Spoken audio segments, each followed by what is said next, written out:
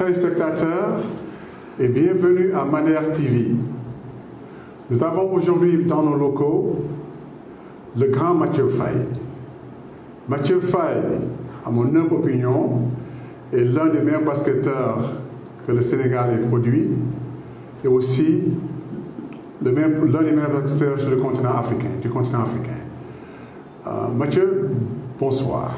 Bonsoir Joe, tout un plaisir d'être devant les téléspectateurs de Madère TV. C'est un honneur et un privilège de pouvoir partager un tout petit peu ce plateau avec toi et de pouvoir parler un tout petit peu de l'actualité du basket dans son ensemble.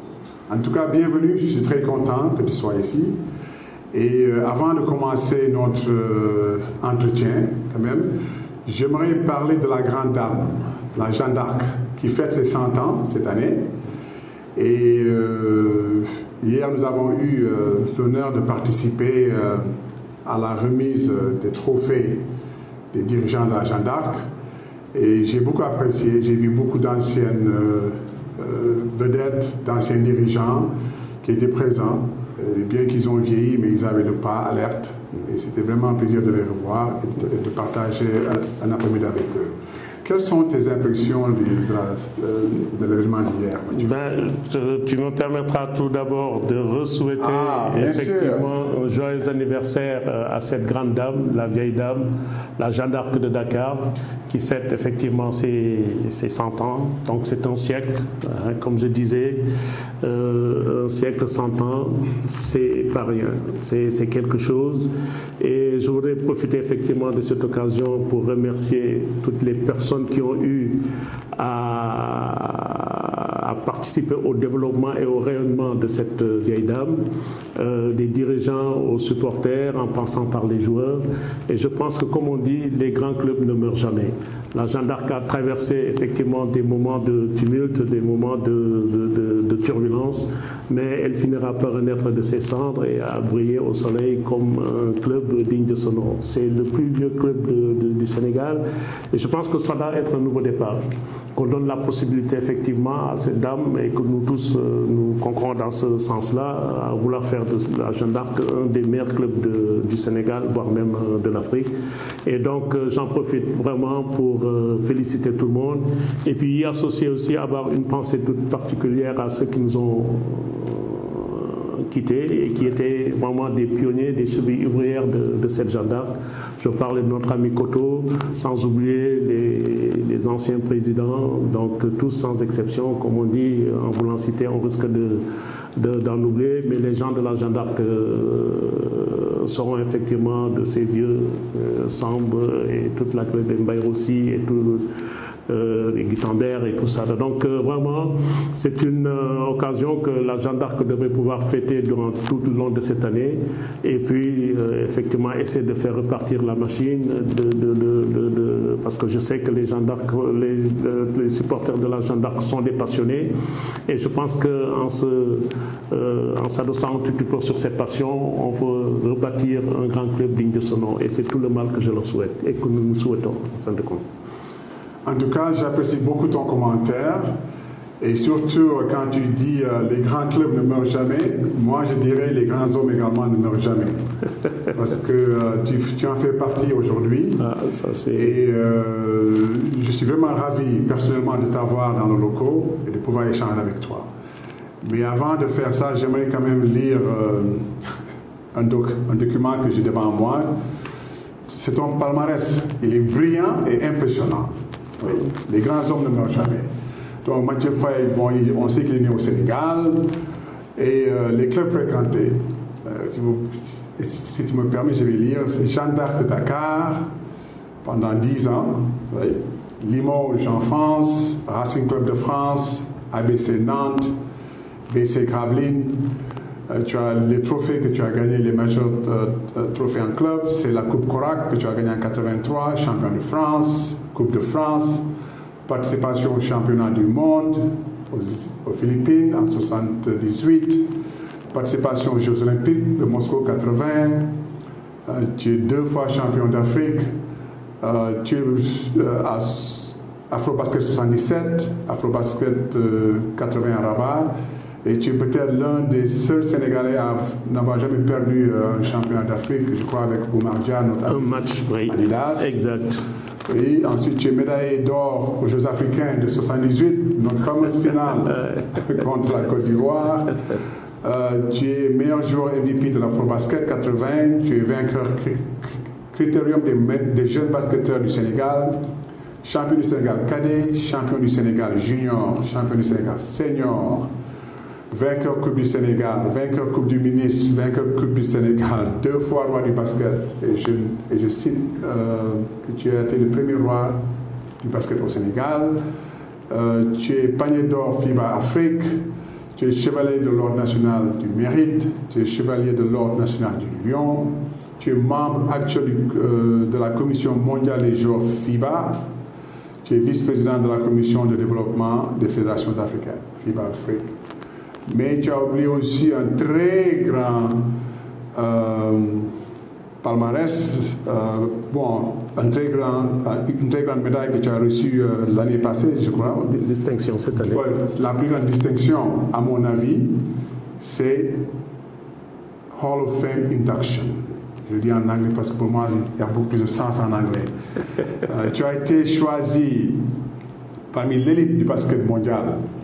Oui, parce que je peux dire même au passage que les plus grands noms du basket mondial ne sont pas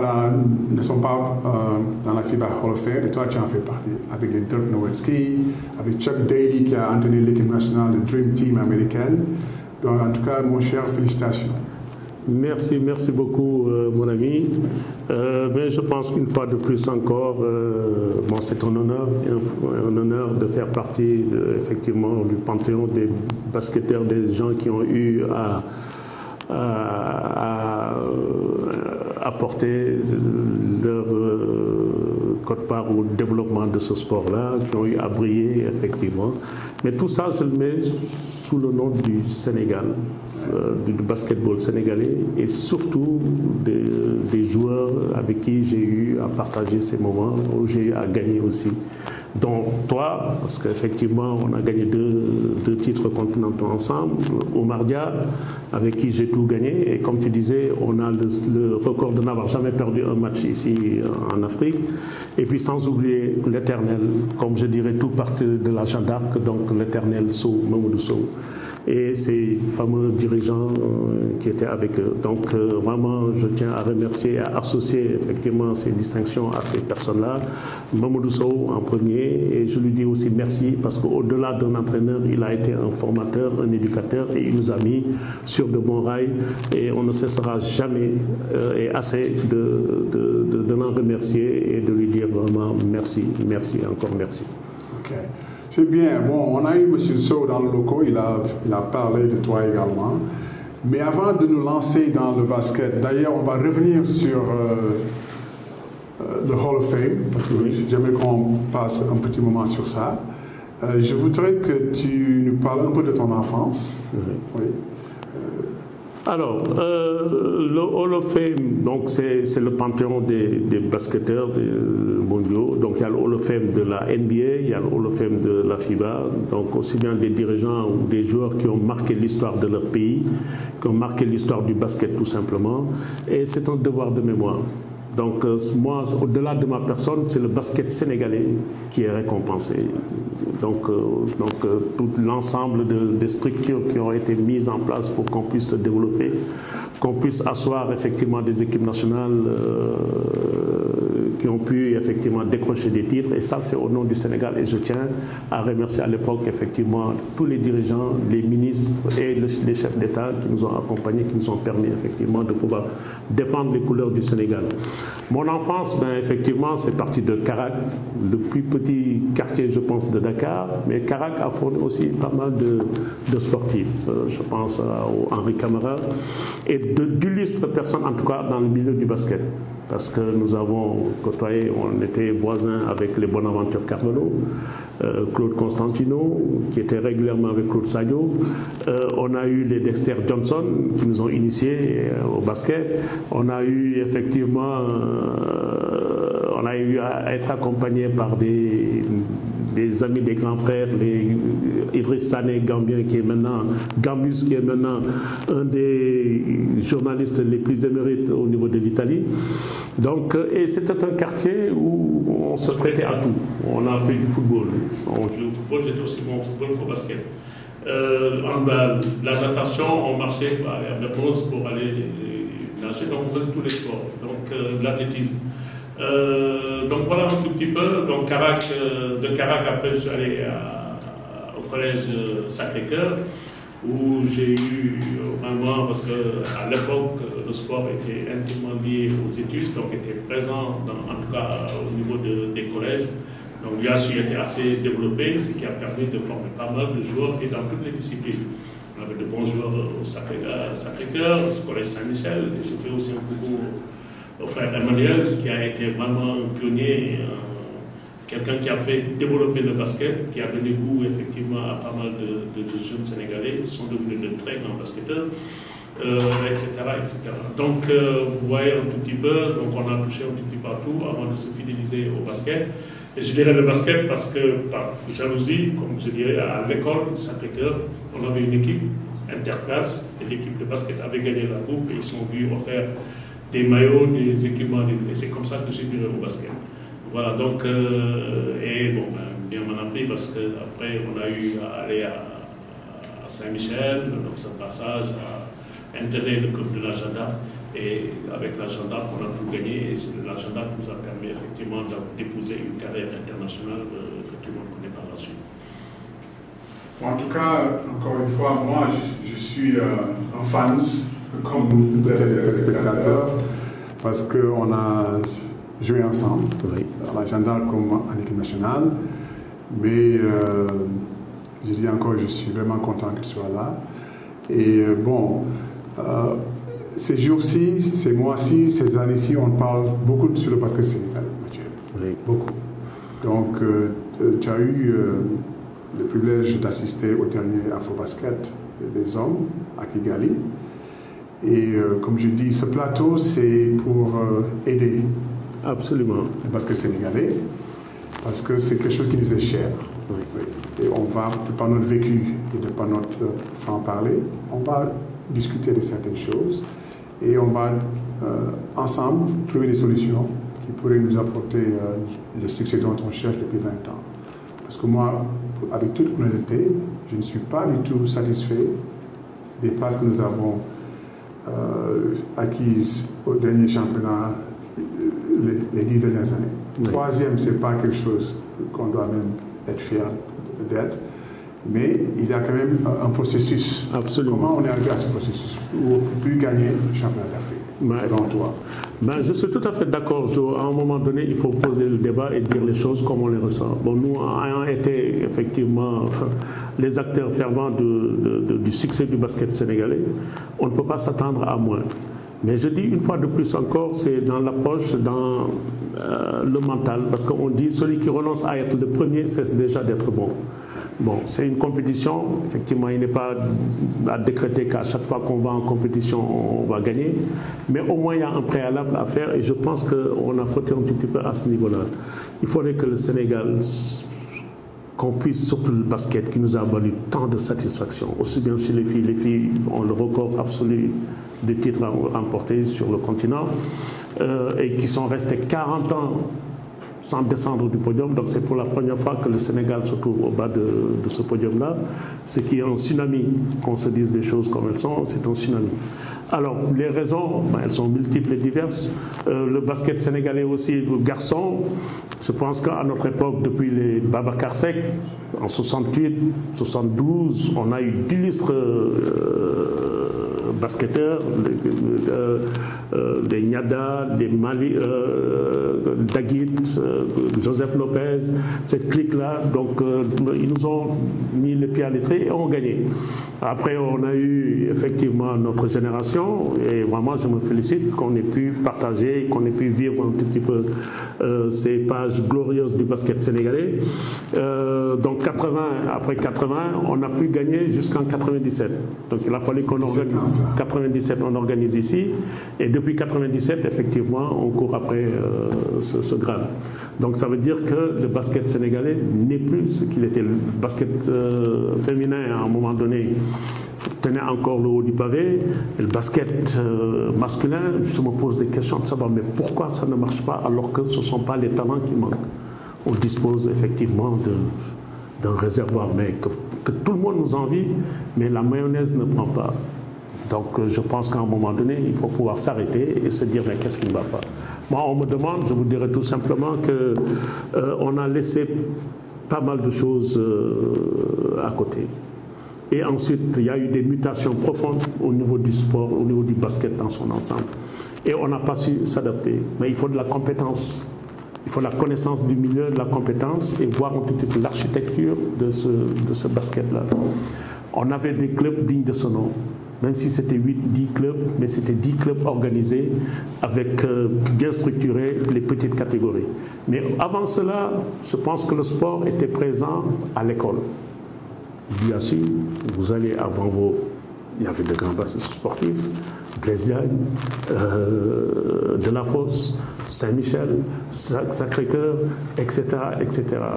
Donc le sport IASU aussi, qui était vraiment le milieu qui fournissait le maximum de sportifs, d'internationaux, a eu tendance à disparaître, pour ne pas dire disparaître. Et ensuite, au niveau des fédérations, on a eu une succession de présidents qui n'ont pas su épouser des idées pour les amener sur la voie du développement, mais un développement pérenne.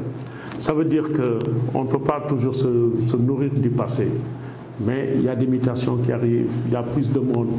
Et on s'aperçoit que les clubs qui sont ici ne répondent pas à des critères de développement du basket, du sport en tant que tel.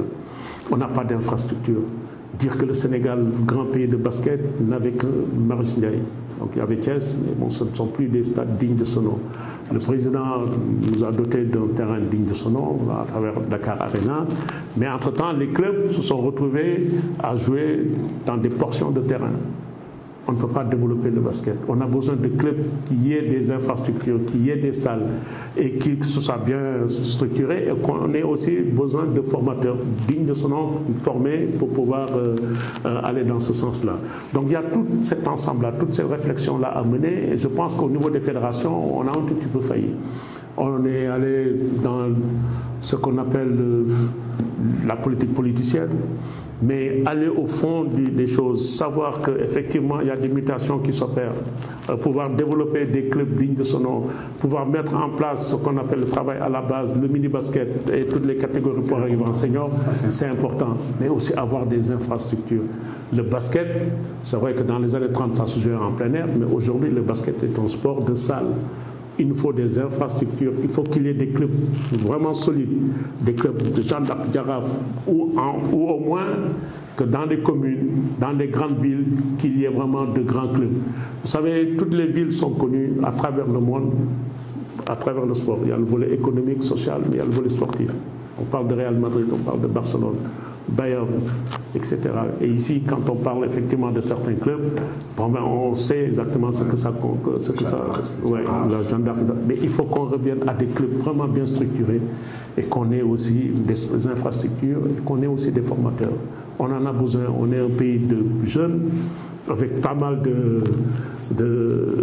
60-65% de la population. Mais là, je fais un clin d'œil même aux politiciens, c'est-à-dire à l'État.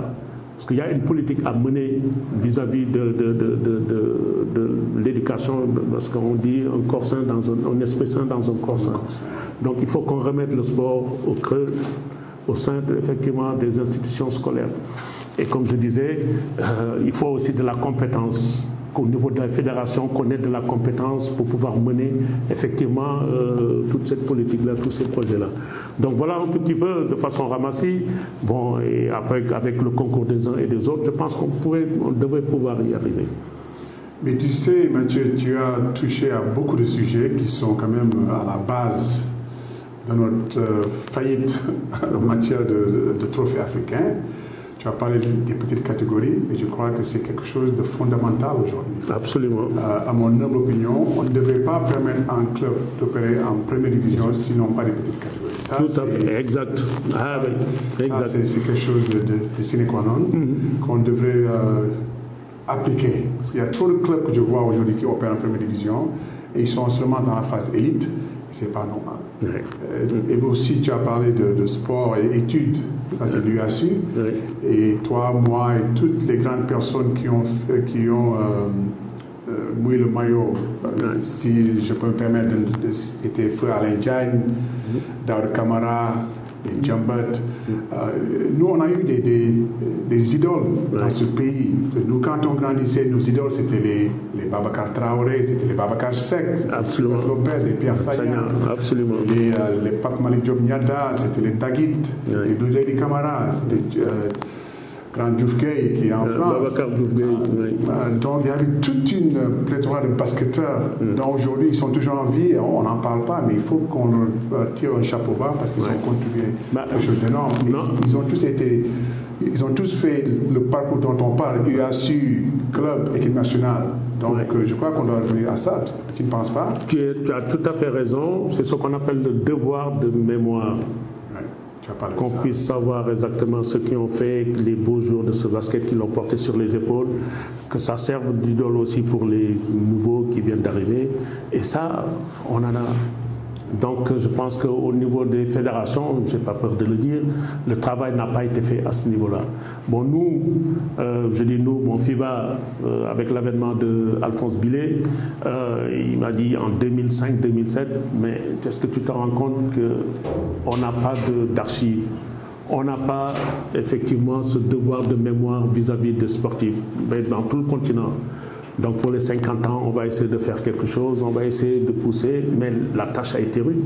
Parce qu'on a été voir des fédérations et les fédérations n'avaient rien du tout. Donc il a fallu faire avec les moyens du bord, mais je me suis dit que bon, à force, on finira effectivement par trouver le bon chemin. Ce qui a fait que maintenant on a commencé à récompenser pas mal de basketteurs, aussi bien des basketteurs que des basketteuses.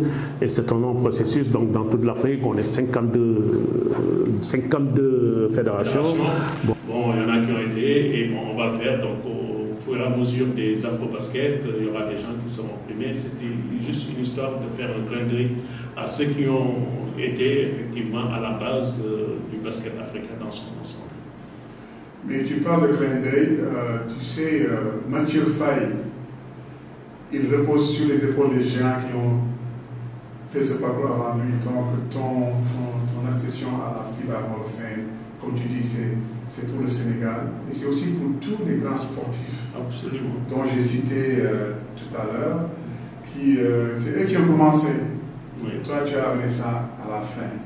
Et moi, je crois que c'est quelque chose d'extraordinaire. Et dans ce panel qu'on va faire chaque semaine, c'est ça une émission hebdomadaire, excusez-moi, hebdomadaire.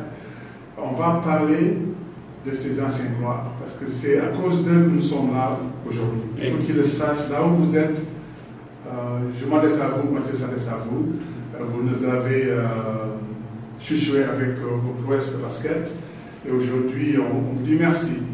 Vous connaissez, vous êtes ceux qui ont gagné la première Coupe d'Afrique des Nations en 68 à Rabat, en 72 au Sénégal. Vous savez qui vous êtes, donc vous remerciez les grands. Oui. Mais tout à fait, je pense que c'est ce qu'on appelle le devoir de mémoire. Et Dalon Doukel. Donc je dis, bon, moi, tout ce que je dis encore avec humilité, cette reconnaissance, bon, c'est vrai que c'est un panel, c'est une organisation, au niveau de FIBA, au niveau de tout le monde, ils ont leur système de voir un petit peu tout ce qui a été fait. Et effectivement, bon, j'ai eu la chance d'avoir été primé parce que tout simplement j'ai gagné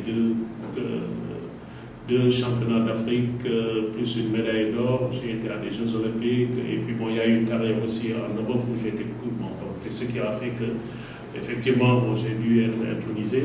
Mais moi je le dis, comme tu as si bien dit, c'est parce qu'on a eu nos devanciers qui nous ont tracé le chemin. Et je pense effectivement, on n'a pas voulu citer des noms, mais je pense qu'il y a des joueurs comme les Niada, les Babacar Seck, qui a gagné aussi 2 championnats d'Afrique et qui a participé à 2 Olympiques. Donc, ils nous ont montré le chemin. Les Pierre Saga, pour moi, c'était mon idole. Donc, c'était vraiment à l'agenda. Je l'ai regardé comme ça. En équipe nationale, la même chose. Donc, ils nous ont tracé le chemin. Et je pense que si la fédération, effectivement, c'est comme ça que ça marche aux États-Unis, ils l'ont tellement bien compris que eux, ça part de 1926, 30, 32. On connaît les joueurs qui ont marqué l'histoire de ce pays.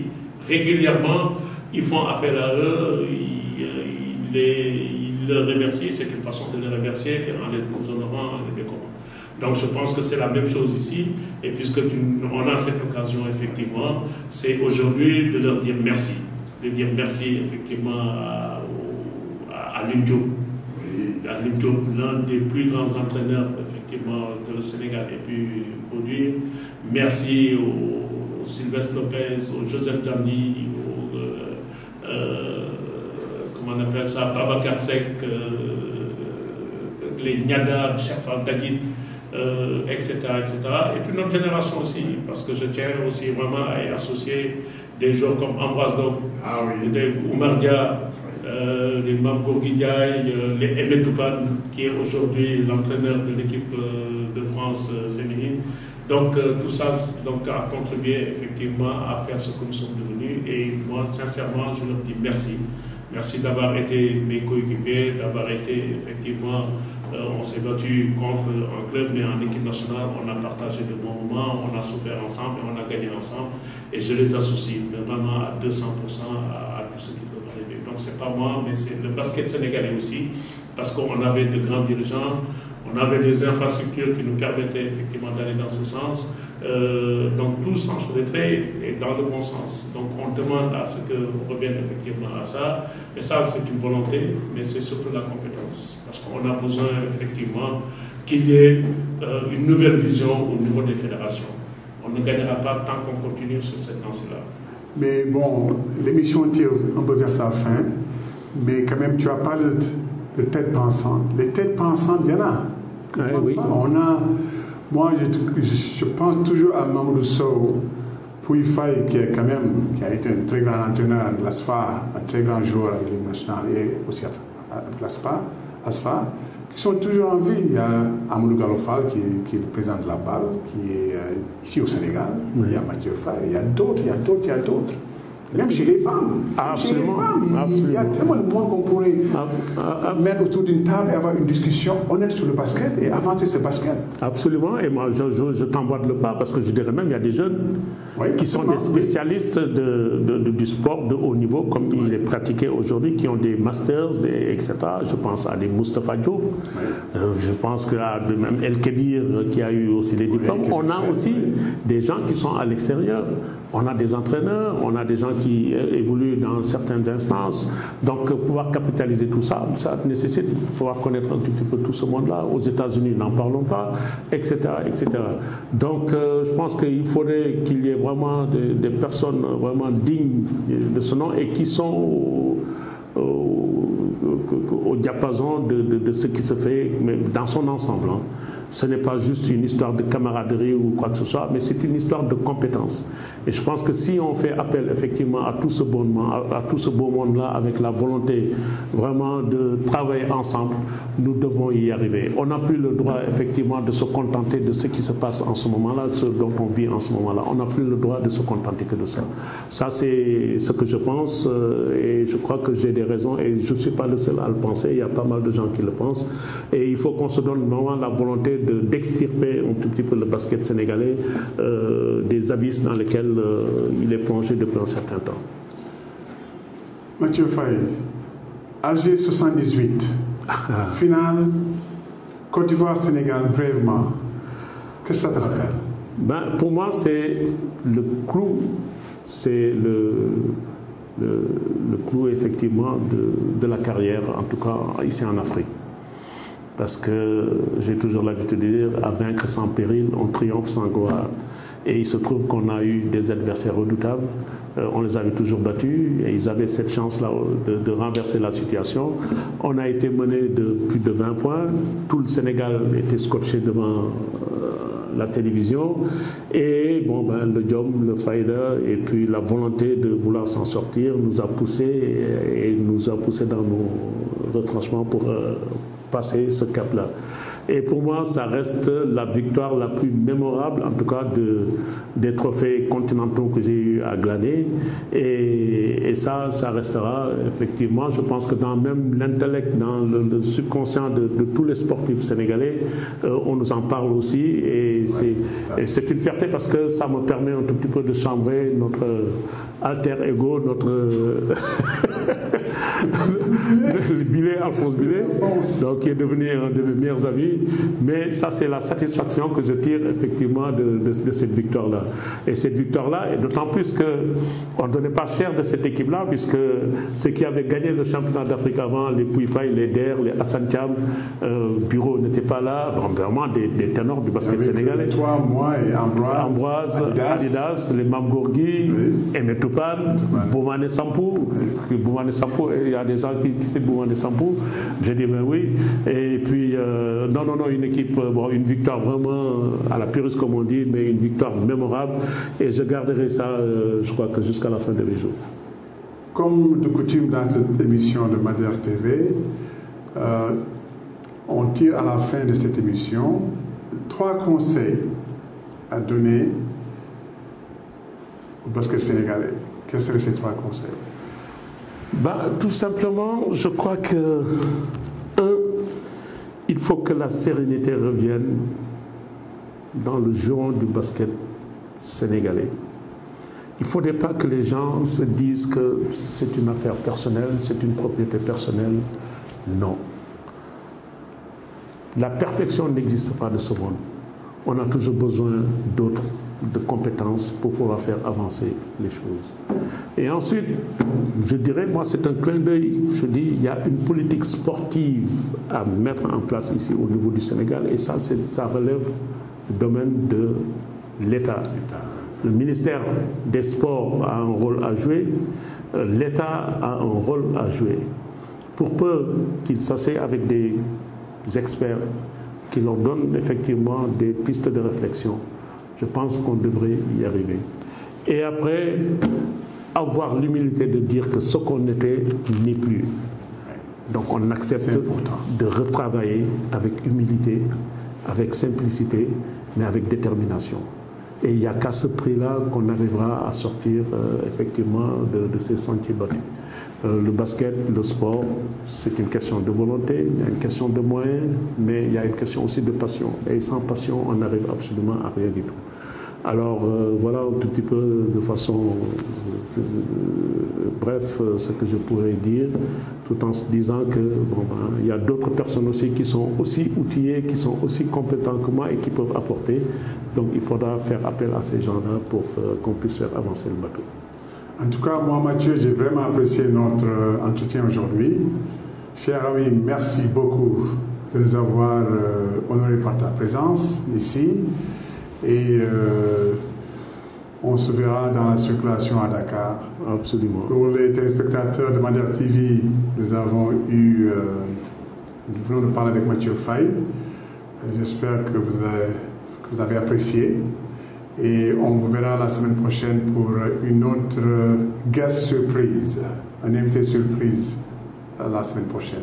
Allez, bonsoir.